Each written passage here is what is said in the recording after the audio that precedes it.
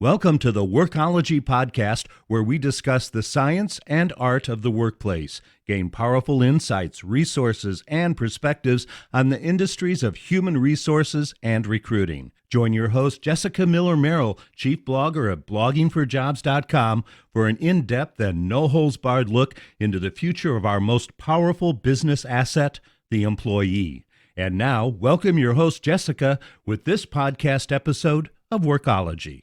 In this competitive workplace and business marketplace, engagement, productivity, and really getting the best out of our employees is so important.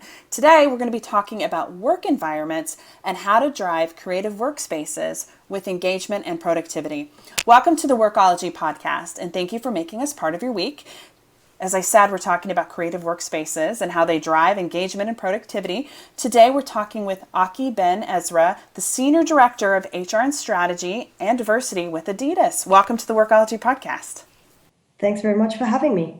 Now, you have worked with the Adidas Group for 6 years, and you've worked in employee communications and events, and it says here that prior to taking your current position, you served as the Director of Content Strategy. Yes, that's correct. Wow. So you're, in a lot of ways, a marketer in working in the HR space.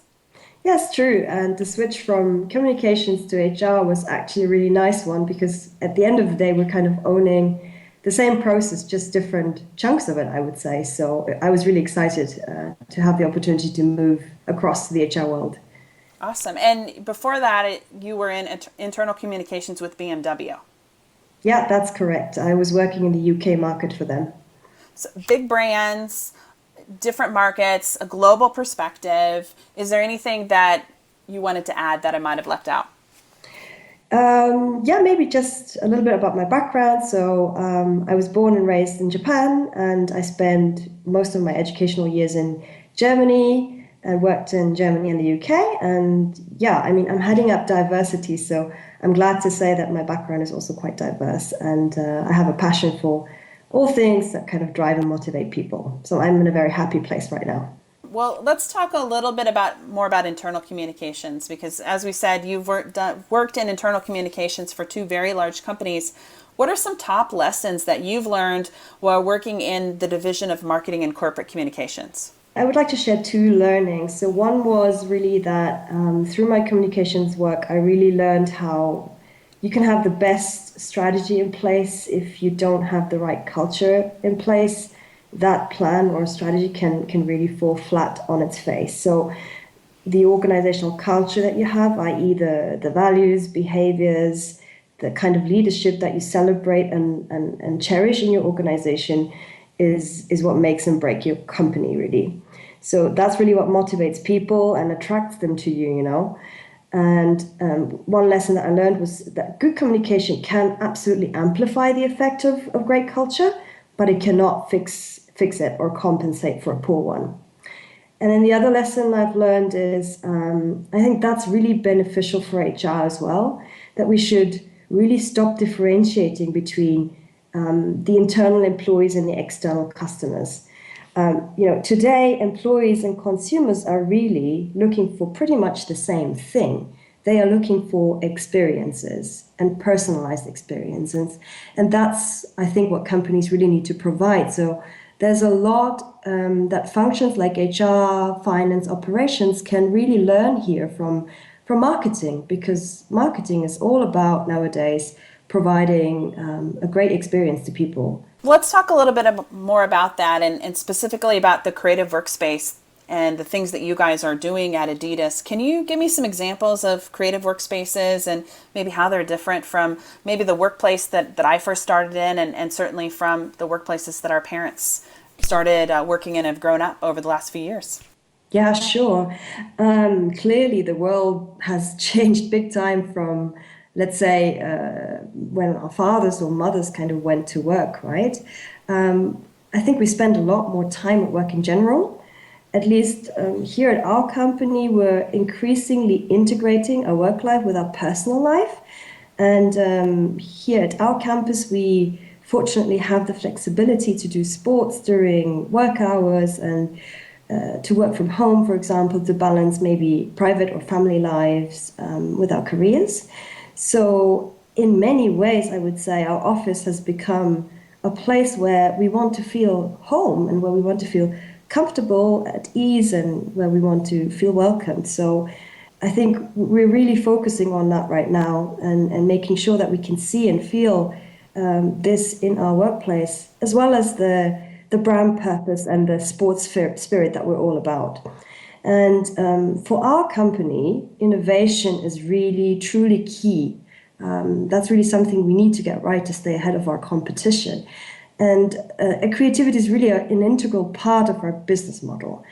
And so for us, there's this really, really big need to reflect this business model in our work environment. And innovation, that's at least our view, really requires a couple of things. It requires creativity, collaboration, but also focus. So what we're doing is we're trying to engineer these elements really strategically into our office spaces. Let's talk a little bit about your workspace. How large is campus, as you're mentioning? Where is it located, and how many employees are working out at your campus location? Our headquarter campus is located in Germany, in Bavaria, close to Nuremberg, in a town called Herzogenaurach. And this is kind of the town where our founder, Adidas, has set up shop and grown the business from scratch. So it's where the brand DNA was created. And so this is kind of our hometown, and also where we have our headquarter location. We have around 5,000 people working here. And obviously, as part of that, also a master plan as to how we want to grow and expand the premises that we have here. Great. And a growing location. It sounds like a fun location. We'll get into that in a little bit. I want to go back to, you were talking about creativity, collaboration, and focus, and specifically on employee engagement. A lot of people might be listening to this podcast and they're saying, this is great, Jessica. This is great, Aki. But aren't we paying our employees to do a job? So why should we be providing them with an experience and an environment that, isn't it enough that they're getting a paycheck to come to work every day? That's one way of looking at this topic. And yeah, of course, I'm sure there's companies out there that look at employees and say, yeah, be happy that you're being paid and you have a relatively comfortable office. Isn't that enough? Like I said, we are a brand-driven company, and consumers and employees really are looking for experiences today. So they aren't satisfied anymore with just being offered products or material things like, in the HR world, a company car or a gym membership, etc. To be honest, they kind of consider these things as a given nowadays, right? So where employers like us can truly differentiate ourselves is to appeal to talents in a different way by providing them this experience, like I said before. And work environment, in our view, is a really important aspect of that experience. And to create that, I think we have to offer people as much choice as possible. And also, people are craving a more human and less corporate environment or office space. And just to prove this point, here at our headquarters, yes, we absolutely offer modern office spaces, but in addition to that, we are also offering on-campus sports facilities. I mean, people are, during the day, on tennis courts, they're playing basketball, they're playing football, they're in our state-of-the-art gym. And we also complement this fantastic work environment with possibilities to combine your private needs with work. So we have our own daycare center.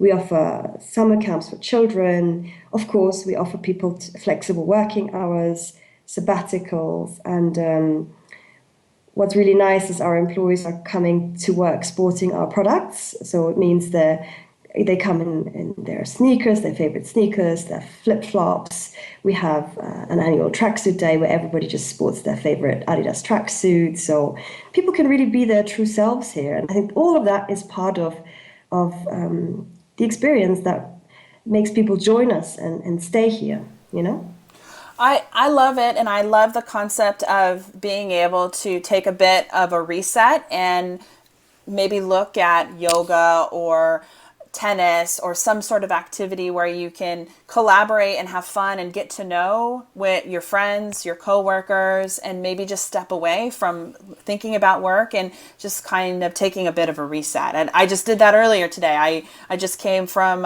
yoga, which was wonderful. I can finish the rest of my day out, and I'm ready for another few hours of work. I absolutely agree. And I think engagement is like the big craze has been for the last couple of years, right? And you want to engage employees so they enjoy working for you and they enjoy staying with you. But engagement alone is not enough. What's really important is the sustainable engagement. So, and to have sustainable engagement, you also need this mental health and the workplace, and also as an employee being able to step out of work and then doing sports is really important to have the sustainable engagement, because if you just have engagement, you might have people who are overworked, who are overwhelmed, who are mentally strained, etc. So that's not healthy. You do need this counterbalance also to have a healthy engagement level. I think that's what we believe. Well, let's take a bit of a reset here. This is Jessica Miller-Merrill, and you're listening to the Workology podcast powered by Blogging for Jobs. Today, we're talking with Aki Ben Ezra. She's the Senior Director of Strategy and Diversity with Adidas, and we're talking about creative workspaces that drive engagement and productivity. So let's talk a little bit about the pitch building. Kind of talk to us about the pitch building, what that entails, involves, and how you guys make it work. The pitch building is a pilot that we have recently launched here on campus. Like I said earlier, we wanted a work environment that allows for choice and creativity and collaboration, and also productivity. So we sat together and said, okay, what does the workplace of the future look like? And, what kind of culture do we want in the future to deliver our strategy and remain an attractive employer? So we decided to create this experimental space, which is the pitch building. And 300 employees from our Adidas brand organization have just recently moved into this building. And it comes with 3 floors. And on each floor, we are piloting and trialing different office and furniture concepts. The office space is really very open, and when you enter it, it kind of doesn't feel like an office. It has this kind of living room feel. It's very friendly. And I think the biggest difference to maybe a conventional workplace is that it offers multiple working opportunities. And what do we mean by that? It's not workstations, it's working opportunities. It means that employees can choose between different rooms and options depending on the task that they have at hand. So let me give you an example. They can book a project room if they have a long-term project and they need to bring together a set group of people on a regular basis to work on a task. If they have to focus and take a phone call, they can go into a phone booth. If they want to have a quiet time, they can retreat to a focus room. They can relax in a recreation room. They can meet for an informal session in the kitchen, for example. So essentially, they have a lot of choice to seek out the office space that suits their very individual need best. And each workplace is equipped with a height adjustable desk, which is super popular. So if you like to stand during work or just spend more time standing during the day versus sitting, you can just do that at every workplace that's in that building. And every workspace also comes with a standard IT hardware, set of hardware, and there's Wi-Fi access everywhere in the building. So you're truly mobile. You can really work from anywhere. We have done away with fixed offices in this building, so it's very non-hierarchical. From the VP to the intern, everybody sits in an open space. And there are team hubs where teams kind of have their home in the morning, they lock away their belongings, but then they go off and search the space that suits their needs best, And employees can really actively help shape this environment by giving feedback. And we're using the learnings to determine kind of the global approach for future workplace for the Adidas Group. So it's all very, very exciting. I love the idea, and it is very reminiscent for me, like when I think about when I'm working in a co-working space. So I'm a solopreneur with my own business, and I'll go into a very open co-working space. It sounds like 3 floors. You have a lot of different choices, so you can move from multiple different spaces to suit your needs, as you're saying, from the shared meeting space to a quiet room to the recreation area, because typically your work changes, meetings change, the type of environment that you need to be able to accomplish, your tasks and get your job done. It doesn't stay the same. So this sounds like a really great environment, but I would like to know, how are you guys measuring success, or what does success look like for you for the new pitch building? So we have built in a lot of feedback mechanisms into this new building, because success for us is when people feel comfortable, productive in this building, and they can live the behaviors that are really at the core of our strategy, which are creativity, confidence, and collaboration. And the whole space is designed in a way that employees can really live these behaviors. So the project team that has set up the building has delivered along with it a mobile app that employees can download, and through that app they can learn about the building, but also more importantly they can provide immediate feedback on what they like or questions that they might have. And the beauty of this building is that you can actually really react very quickly on that feedback and remodel the space and check what it does to the people. Does it improve feedback immediately? I mean, in conventional spaces, you just can't do that. If you have a very dynamic environment like the one we're operating in, it's really crucial that you can reorganize the spaces quickly depending on the business needs that you have. So you might have to expand a team for, let's say, a couple of months to a bigger size. You cannot do that in a conventional space. So having that flexibility is just amazing. So we're measuring that mainly through feedback mechanisms, and we're just very conscious that this building is our learning space. It's where we're trialing things before we're going really broad with any concepts. So let's talk a little bit about the collaborative workspaces, because it seems to be something that's happening quite frequently. Are you finding, or in your research as you were putting all this together, are you finding any studies or research that tells you guys that, hey, this is something that we should be considering? Where should people go if they want to do something similar like this in their workplace? Do you have anywhere to point them? I think what you have to do first before you go for the research is you have to look at your business model and also at your strategy and think about what is it really that this company wants to achieve, and that then needs to determine the office space. So your business model really needs to become visible and tangible through your office space, and that's exactly what we've done. So we've gone out, we looked at our business requirements, which was strongly stressing the need for innovation, the need for creativity, the need for collaboration. And so we said, okay, how can we bring these things to life in our working environment? And there's tons of research available, of course, but you need to pick the one that's really relevant for your for the specific problem that you are trying to solve in your company. And these problems are different, I would say, depending on what kind of culture you have and what kind of business focus you have. So my advice would be really to look at your company strategy and business model and the culture you want to have, and then shape your office space accordingly. So for us, for example, we said serendipity is and I really like this word because it only exists in English. I don't think we have an adequate in German for serendipity. So we said we want to have creativity, and collaboration. That means we have to engineer opportunities and serendipity into the office space. And so we said, okay, we need to put coffee machines in very strategic places so that there's traffic that kind of concentrates in those areas and people kind of happen to meet. And then there's a chat, there's maybe ideas that are being bounced around.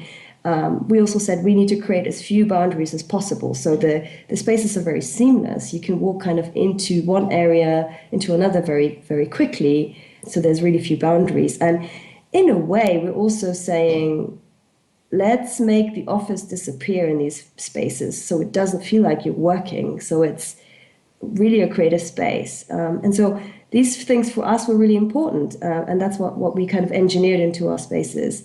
I think another piece of advice I would give is help, especially your facilities people, so the people who are responsible for the furniture and the building and the property development, help them learn about your habits, because they can't really know how you're working, so and how you're using your office on a daily basis. Each one of us is very special, so I think for them it's really important to understand what a good experience looks like for, let's say, a certain group of people in the company or a whole division, etc. So what they really need. So there needs to be a very open conversation about these needs with the responsible people, and that then drives the success. How are you guys fostering learning? So we're creativity, confidence, all these different collaboration, these things are happening in this open environment that has lots of different options. Do you guys have a traditional learning space? Like I think about learning like a meeting room where employee orientation takes place or some sort of workshop. How are you guys equipped to be able to, or do you handle those types of situations and scenarios in the pitch building? So apart from the pitch building, we have a global learning solution, a learning approach. It's called the Learning Campus, and it's essentially a one-stop shop for all trainings, anything that relates to corporate learning and development offers across the group. And it's an online portal that allows our employees to do different things. So they can take e-learning courses through that portal, which is accessible via the corporate intranet. And here again, we are focusing on choice and personalization and flexibility, which all are really important to create a learning experience. So employees can learn at their own leisure. They can pick and choose the courses and material that they deem important to themselves. They can also book physical classroom learning offers through this portal. And they can also learn from peer to peer. So they can join learning discussions, mentorship programs, etc. So it's a one-stop shop which combines physical and digital and peer-to-peer learning. For HR people who maybe their CEO is a little bit hesitant or team members are hesitant to maybe make such a large change with the building, where we have 3 different levels with so many different options, what is one thing that you could suggest for organizations who are just thinking about getting started and maybe making a change or altering or improving their physical workspace? Maybe I can give a couple of smaller tips which combined can help people get there. So like I said, one really important thing is you have to look at your business approach, your business model, and then draw from that the needs for the workspace, because the CEO will always be looking at how can I successfully implement and execute my strategy? How can I build and nurture the right culture in our organization? And then if your office spaces help and contribute towards those goals, then that's great. I think that's one tick in the box for them. Then the other thing is, I think what's really worked for us is that we started with a pilot. We didn't say, okay, let's change offices everywhere and prove everybody that this is the right way. We said, let's work in a dedicated contained space where we can draw learnings and be very flexible. And from there, let's create a movement. And it's been amazing what this test space has done for us, because people talk, they go there and then they come back and say, oh my goodness, I've just been to the pitch building and guess what? All desks are height adjustable and they have this relaxation spaces, etc., etc., etc. So they spread the news word of mouth, and then you slowly but surely you get more and more groups to say, hey, we want this too, you know. And so you've created this movement by just having a small space. So that's really recommendable. And then the last advice I would give is don't be territorial. So it doesn't matter where the evolution or revolution of your workplace comes from. It doesn't have to be an HR-driven project. It can come from anywhere in the organization. If it's facilities that's making the move first, or marketing, then let them do that. It's great. Whoever has the attention of the CEO first should put the stake in the ground, and then everybody else can join that effort. Because at the end of the day, all departments then want to work on the common goal. So, I think combined, these things can help you create a better workplace for people to perform really their best in line with your company strategy.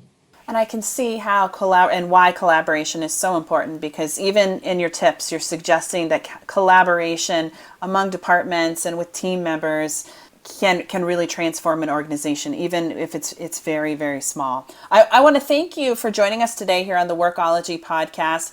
Where can people go to learn more about you or what Adidas is doing with the pitch building and maybe further updates and collaborations about the changes that you guys are making? If I may, I would like to direct interested people to two websites. One is our corporate website, www.adidas-group.com. There you can learn everything about our organization. And then another really hot address is our employee blog, which you can find, just type in blog employees Adidas into Google and you'll find it. It's a place where we're really giving some wonderful insights by letting our employees tell stories around things that are happening in our company.